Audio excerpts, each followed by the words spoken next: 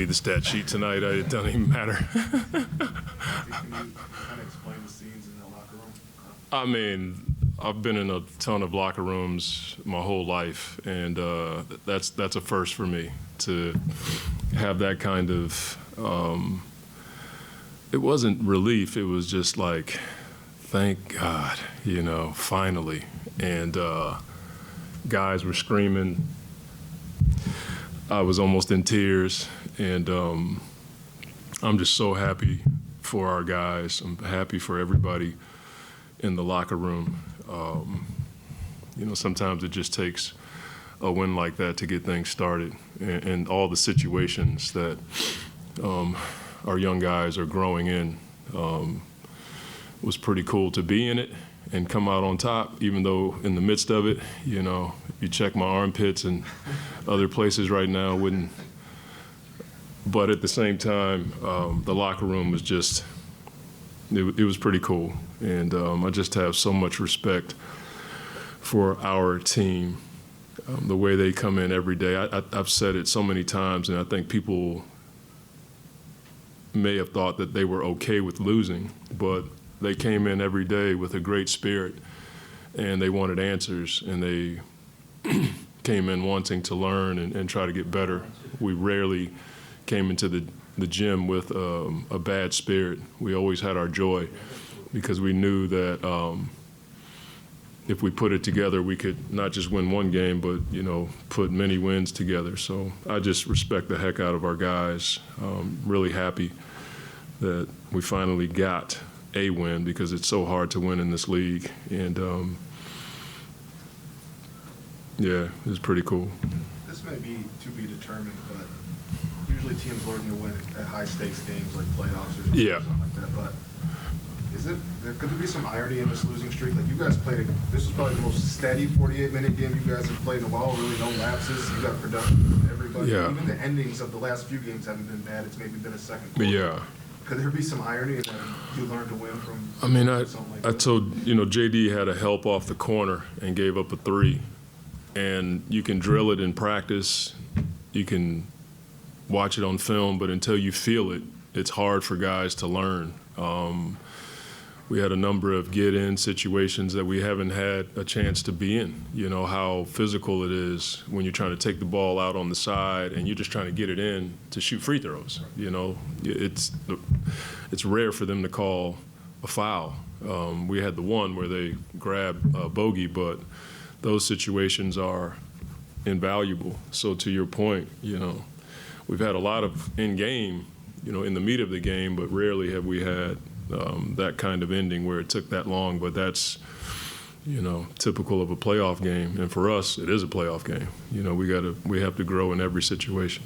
Coach, how different is practice and team sessions going to feel moving forward after tonight, just with this weight? I don't think we talked about that. Like, we knew coming into this season that we had to grow in a number of areas: the discipline, the habits, the way we practice, and we've done that. We've had really good practices. We just haven't had the consistency in games to win. So I don't think our practices are going to change. I'd be lying if I had said there wasn't a bit of relief in the building. You're going to feel that for sure, but our guys are understanding. Young guys, 22, 19, 20 years old, playing against seasoned vets. Toronto has a champion in their locker room, and Siakam. You're playing against a lot of experience, and we're learning, how physical the game is, how every possession is important. We saw that in Boston the other night on the road. So all of these experiences are helpful for us, but the practices, I'm sure there's going to be even more a level of seriousness in the practices that we've seen, and then we'll probably raise it a level because we never want to go back to what we just experienced. Cade, of course, kind of struggled in the first half, shot 1 for 8. Yeah. Kevin Knox picked up slack early. Yeah. Picked up slack early. I don't know about relief. We just see guys kind of step up during the span. Yeah. To get those contributions. I mean, when you're missing Stewie,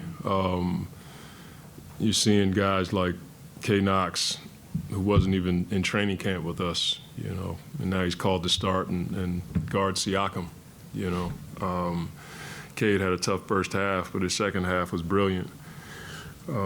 AB has just stayed with it.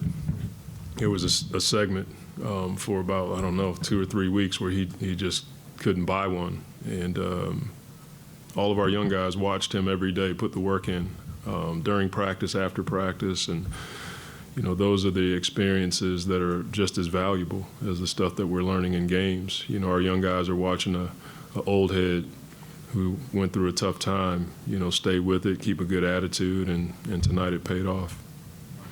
Tonight were some of the most of your shots you took down, specifically from the free throw line, 35, 40. Just how much was that impact on the game? Huge. I mean, anytime, you know, Cade and J.I. can get to the line that many times, it speaks to, one, the game was physical. Toronto is a big, strong team. They play physical basketball, but we just kept attacking. And I thought that was really important.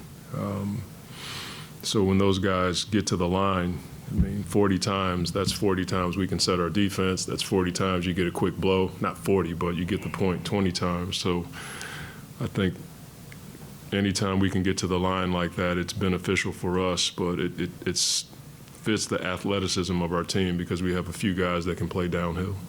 It doesn't show on the stat sheet for Jay, but it seems like he played a really good sport and under control. Yeah. Tried to do too much. I thought you know, even in the fourth quarter when he was attacking the paint and finding guys, you know, I forget what game it was, maybe the Brooklyn game, he was just stopping at the free throw line and taking that 12-footer and they just backed off of him. I thought tonight he made sure he was either going to get to the rim or find somebody on the backside. He didn't stop. And I tell him all the time, not many people can catch you when you're playing downhill like that. But there were times, I forget who it was in the first half. It may have been Jaden. He drove one time and jumped in the air and threw it away. And we just talked about with a team like this with that much length, when you get to the paint, you got to have a plan. And the jump stop is probably more under control. So anytime he plays like that with his speed and he can play under control, it's an advantage for us. Monty, when you were in the locker room, what were the emotions you saw from the guys? I know they've been trying to stay positive throughout this whole thing. They have, though. I mean, you're on the plane with us. Our guys are pretty upbeat. There was a sense of relief, for sure. But I don't think there's the proverbial exhale. You know, we know we have a lot of basketball to play. But you could just feel it. I didn't even stay in the back with the coaches. I went in the locker room with them because I just wanted to be with the players and enjoy that moment. They were all talking before I even came in, and then Cade and Jalen came in, and we all just hugged each other. Everybody was like, we were just happy. You know, a lot of people are going to get some sleep tonight. Coach, throughout this streak, did you feel like you were getting the absolute best from the opposition every night because they didn't want to be the one that lose to you guys? You know, for me, my focus has always been on the team. I could say some things, and I don't think it's necessary. You write your story. You know what you saw. You know what I mean? You don't need me to co-sign it. You know what you saw. That's why you're looking at me like that. Yeah, exactly.